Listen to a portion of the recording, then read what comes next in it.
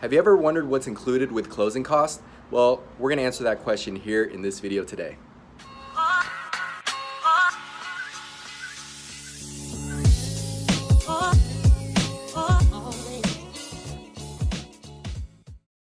Hey, what's up? I'm Andrew Castelo with Keller Williams Realty, and today in this video we'll be reviewing what's included with closing costs. And I'm Traci. I work with Delta Lending Group, and Andrew and I thought we'd get together today and just sort of chat about what a closing cost is and what that term means to you.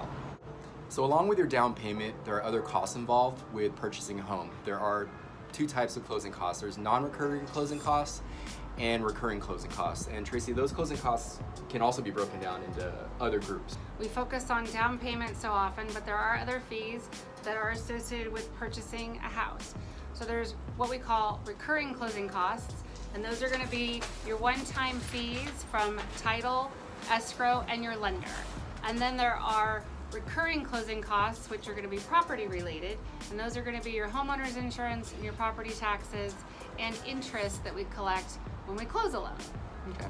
So when you're getting estimates, it's good to know that there are lender closing costs or loan closing costs and then property closing costs involved. So what's the difference between non-recurring and recurring closing costs? Okay, so recurring closing costs are going to be recurring fees. They are considered interest and taxes and homeowner's insurance, and they will reoccur in your mortgage payment. A non-recurring closing cost is a one-time fee that's set by the lender, the escrow, and the title company. So things like title insurance, appraisal, one-time homeowner's fees, insurance, different things like that. One-time fees would be your appraisal. They would be your escrow fee from title.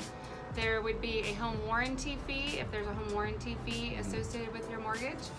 It would be title policy, lender's policy, so fees that are one-time. So I've heard people coming up to me and saying, hey, you know what, my closing costs are $3,000-$4,000, or they give me a set amount. Like, what does that mean when you hear that from a borrower?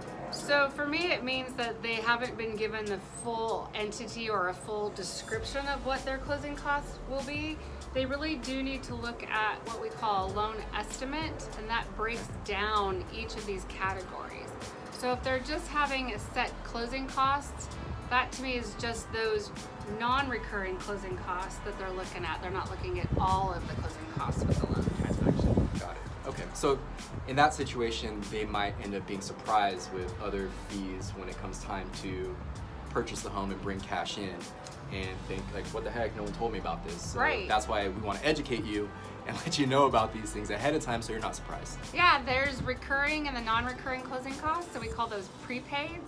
And so sometimes lenders don't necessarily tell you both categories. So knowing everything that's involved is important. Yeah. And that could be things like your property taxes. That's correct. Usually something that's included as the recurring closing costs. Yep, exactly. So are there any documents that go over explaining, giving you a breakdown on what the closing costs would be? Yes, anytime you speak with a loan officer, you should be given in writing a copy of what we call a loan estimate or a closing cost worksheet. That loan estimate is a document that we're required to provide to you that will break down all of the fees and all of the costs with the loan. Okay. So it's important that your lender actually reviews this with you, not just emails it over and says, hey, look at this. And it's important that as a consumer, you ask questions. If you see something on there that you're not sure about, you want someone that's going to explain that to you. So that way you're educated when it comes time to purchase the home.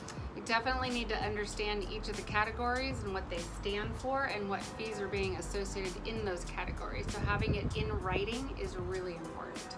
That way you can compare apples to apples. Why is it so important to sit down with a lender when you're going over this information? A lot of people will only concentrate on down payment. That's a lot of what the media posts and a lot of what you'll hear from people is we had a down payment of X. Knowing that there are other costs involved in a transaction and knowing specifically what those costs are will only be able to be discussed if you sit down in person or over the phone with a lender, and they can explain to you exactly what those fees are. That way you're not surprised when we sit down to talk about what your overall investment is to purchase a home. What are the different ways to go ahead and pay for these closing costs come time at the end of the transaction? So these closing costs are going to be paid at the close of escrow. So they're not upfront fees. They can be paid for out of pocket by you, the buyer. Mm-hmm. They can be covered with down payment or closing cost assistance programs. Okay. They can be paid for by gift money if you have gift funds from a family member. And then if you negotiate with the seller and there's room to get a seller credit, the seller credit can cover some of your closing costs as well. So that reduces your out-of-pocket expense. So there it is, closing costs. Generally, Traci, what would you say is like, would you say there's a range in how much those costs are? I know it depends on how large of a home someone's Sure. purchasing, but It's usually more than 4,000, right? Yes, I would ballpark it to be about 2 to 2.5% of your sales price is what your closing costs will look like. They can be less. It all depends truly upon when we get into contract. So those fees are set by the escrow company or the title company. Okay. And when you are in a contract on a property and you've signed an accepted offer, we can actually get true and accurate fees from them. So anything that's given to you before that is really just an estimate, and those numbers can change.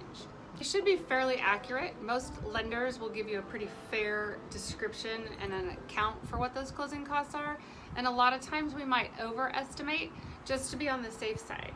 So if fees come in lower, great. What we don't want to have is give you a quote that's low and have those fees actually come in higher, because that's discouraging. Awesome. Well, thank you so much, Traci. I really appreciate your time, and Thank we you. really hope this video was educational. You can take some information from it. If you found this video to be helpful, please go ahead and like and subscribe to my channel. I post videos about real estate every single week. So until then, we'll see you soon. Thanks so much.